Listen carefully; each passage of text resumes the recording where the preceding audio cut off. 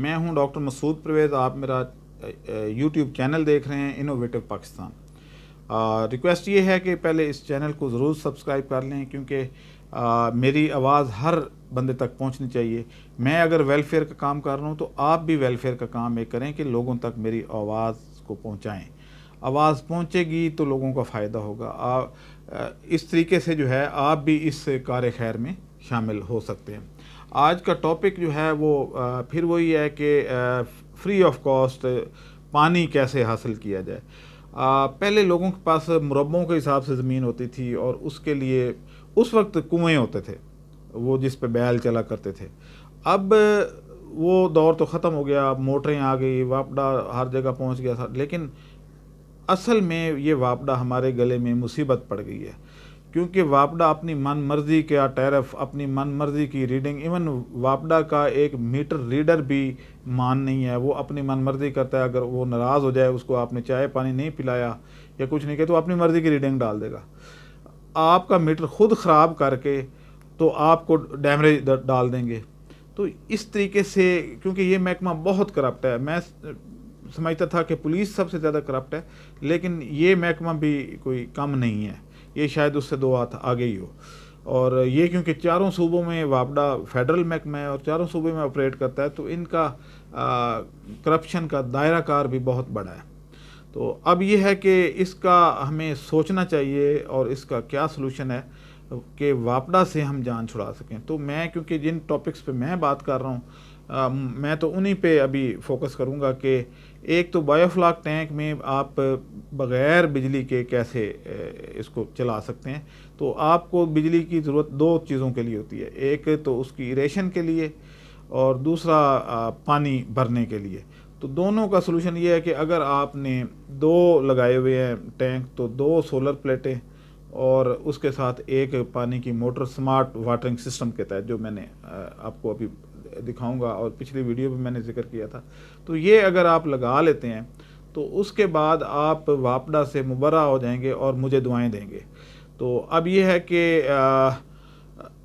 ये कैसे होगा कि हम दो प्लेटें लगाते हैं, साथ में स्मार्ट बायोफ्लाक टैंक कंस्ट्रक्ट करते हैं। अच्छा, यहाँ पे एक सवाल भी लोग करते हैं कि जी वो जो स्मार्ट है उसमें छोटी मोटरें क्यों लगाते हैं, ये वो। तो क्योंकि उसको ज़रूरत कम होती है, तो इसलिए। तो दूसरा ये है कि ये छोटी मोटरें जो हैं ये आम यूपीएस पे भी, सोलर प्लेटों पे भी और वापडा, तीनों ऑप्शन इसमें मौजूद होती हैं, इसलिए हम इसको प्रेफर करते हैं। और इनकी वारंटी भी होती है 1 साल। जो रिंग ब्लोअर पहले लगते थे, एक तो वो बहुत ज़्यादा बिजली की खपत, दूसरा उनकी जो है वेस्टेज ऑफ एनर्जी के अलावा वो क्योंकि सेकंड हैंड है, उनका वो वारंटी का कोई सीन नहीं है, तो इसलिए वो प्रॉब्लम ज़्यादा क्रिएट करते थे। इसमें ये ऐसी चीज़ नहीं है। अब ये लोग कहते हैं कि जी ये छोटी मोटरें एनर्जी एफिशिएंट कैसे होती हैं, तो वो इसलिए होती हैं कि आप अगर देखें तो ये बिल्कुल साथ अटैच होती हैं, वाटर प्रूफ होती हैं, साथ से टैंक के बिल्कुल साथ लगी होती हैं और इनको कोई ज़्यादा जिग जैग मोड़ नहीं काटने पड़ते। जितने मोड़ ज़्यादा होंगे उतनी एनर्जी की वेस्टेज ज़्यादा होगी, तो ज़्यादा पावर चाहिए होगी, ज़्यादा बिजली खर्च होगी। इसके अंदर क्योंकि कोई मोड़ आता ही नहीं है, तो इसलिए ये थोड़ी बिजली पे भी ये चल जाती हैं और प्रॉपर इरेशन देती हैं। अब जो एक और टॉपिक चल रहा था कि जो एग्रीकल्चर में वाटरिंग सिस्टम कैसे, तो हमने जो इसका नाम रखा हुआ है वो है स्मार्ट वाटरिंग सिस्टम। इसमें छोटी मोटरों से आप, अब ये देखें कि अगर एक ट्यूबवेल है उसके साथ आम तौर पे 15 या 20 हॉर्स पावर की मोटर लगती है और उससे 48 सोलर प्लेटों से लेके 60-80 प्लेटें तक लगती हैं तो वो चलता है। तो बहुत लंबा चौड़ा खर्चा है। अब मोटर ही अगर ख़राब हो जाए तो पूरे वो फसल आपकी कई दफ़ा डैमेज हो जाती है, क्योंकि मोटर वाइंड होनी है, जाना है आना है, फिर अंदर कुएं में रखी होती है। आजकल कुएं में घुसना कौन सा आसान है। तो ये सारी प्रॉब्लम है और उसकी वाइंडिंग पे 30 से 40 हज़ार रुपया, 50 हज़ार भी लग जाता है, वो उसकी वाइंडिंग पे खर्चा आता है। और ये एक बहुत प्रॉब्लमेटिक काम है कि इतनी बड़ी मोटर को फिर लटकाना, फिर अंदर बैठ के कुएं में काम करना। जैसे आजकल गर्मी है, 44-45 डिग्री टेम्परेचर है और फील 51-52 की आ रही है, तो ऐसी सूरत में उस बंदे का सोचें जो उसके अंदर बैठ के काम करेगा।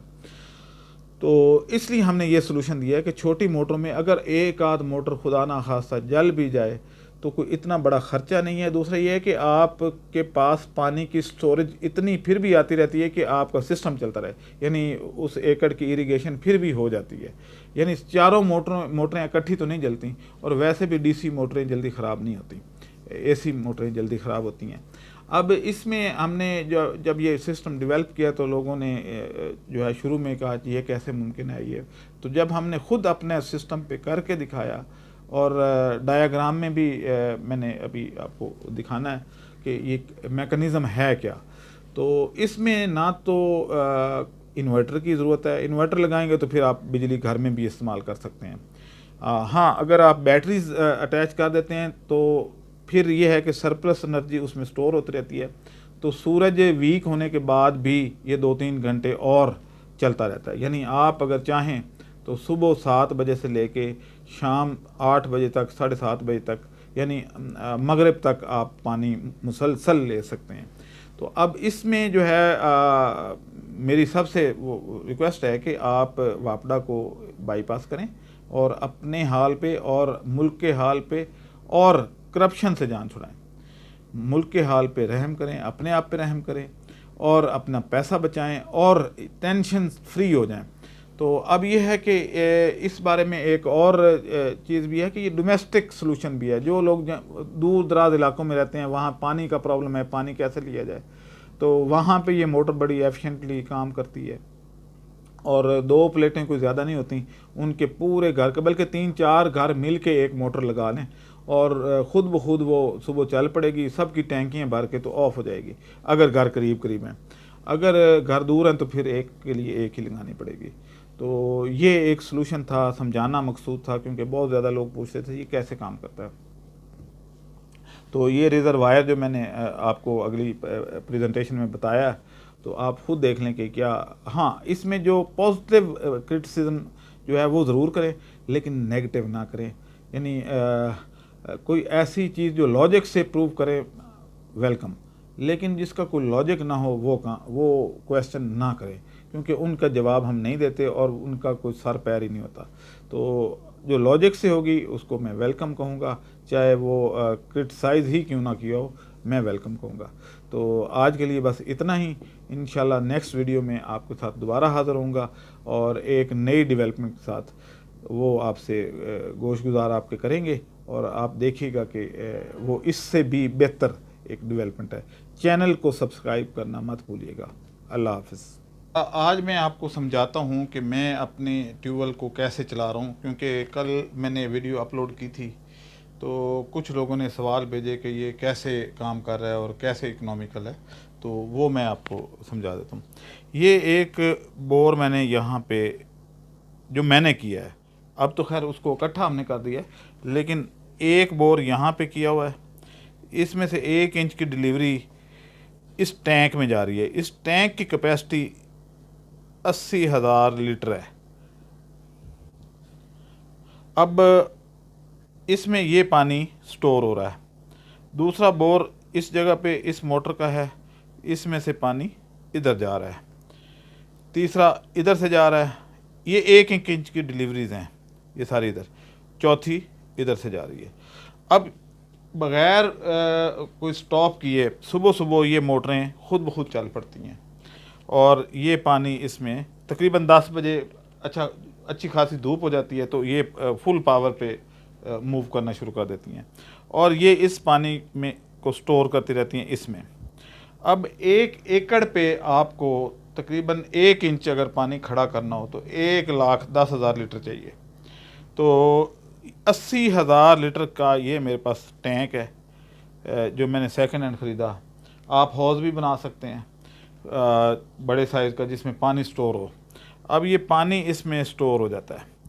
अब मैं यहाँ से 4 इंच डिलीवरी का, ये उसी तरीके से जैसे ट्यूबवेल का होता है, मैं इसका वॉल्व खोल देता हूँ और ये पानी प्रेशर से ये मेरे खेतों में चला जाता है और 1 एकड़ रोज़ाना मैं 1 एकड़ सैराब करता हूँ। और मेरे पास क्योंकि 7 एकड़ इस जगह पे हैं तो हर हफ्ते मेरे 7 एकड़ बारी बारी सैराब हो जाते हैं। अगर मैं चाहूँ तो मैं इस पानी को मज़ीद स्टोर भी कर सकता हूँ। अब ये है कि यहाँ से जो पानी है, ये 4 इंच की डिलीवरी जैसे मेरा ट्यूबवेल है, ये जब यहाँ तक भर जाता है तो इसको ड्रेन होने में भी काफ़ी टाइम लगता है। तो ये पानी साथ साथ फिलिंग भी हो रही होती है इधर से और इधर से ड्रेन हो रहा होता है। तो ये तकरीबन 1,20,000 लीटर आराम से मेरी डेली नीड जो है उसको पूरा कर देता है। तो अगर आप समझते हैं कि भाई आप के पास रकबा ज़्यादा है तो ये उसके लिए छोटा है, तो आप एक यहाँ पे एडिशनल लगा सकते हैं, एक यहाँ पे कर सकते हैं, तो इसका पानी भी इसी में, यानी ये छोटी छोटी डिलीवरीज मिल के एक बड़ी डिलीवरी बना रही है। और आपका जितना दिल करे उतना आप आउटलेट बना सकते हैं। तो ये उसी तरीके से एक्ट करेगा जैसे कि ट्यूबवेल एक्ट करता है। तो ये जो टैंक है ये सेकंड हैंड मिल जाते हैं पेट्रोल पंपों से, ऑयल मिलों के पड़े हैं जो आपको तोल के वो लोग दे देते हैं। तो ये एग्रीकल्चर की इरिगेशन का बेहतरीन सिस्टम है। तो इस तरीके से आप अपनी जो है वो ज़मीन को बग़ैर वापडा के आप इसको चला सकते हैं। इसी तरीके से जो बायोफ्लाक के कुछ लोग हैं वो मेरे से पूछते थे जी कि मेरी तो ज़मीन थल में है, वहाँ पे दूर दूर बिजली नहीं है, मैं बायोफ्लाक टैंक वहाँ पे कैसे लगा सकता हूँ। तो उसके लिए उनके लिए जो है सलूशन ये है कि वो भी इस सिस्टम से फ़ायदा उठा सकते हैं, और क्योंकि इसमें वापडा की ज़रूरत नहीं है। और दूसरी बात ये है कि अब क्योंकि ये सोलर इसके साथ अगर आप बैटरीज लगा देते हैं तो आपके घर की नीड भी पूरी हो जाती है। तो दिन के वक्त जो है वो अगर आप पानी स्टोर करना चाहें तो मोटरें ऑन कर दें, और अगर आपको थोड़ा बहुत पंखे और बाकी चीज़ें चलानी है तो एक मोटर ऑफ़ कर दें और अपने पंखे और घरेलू इस्तेमाल की चीज़ें जो हैं वो आप रन कर सकते हैं। तो अब वो वाली चीज़ नहीं रही कि जनाब हमारा तो उस जगह पे है तो वहाँ पे बायोफ्लाक कैसे चले, क्योंकि पहले ये इम्पॉसिबल था कि अगर बिजली नहीं है तो देन नो बायोफ्लाक, लेकिन अब ये पॉसिबल है।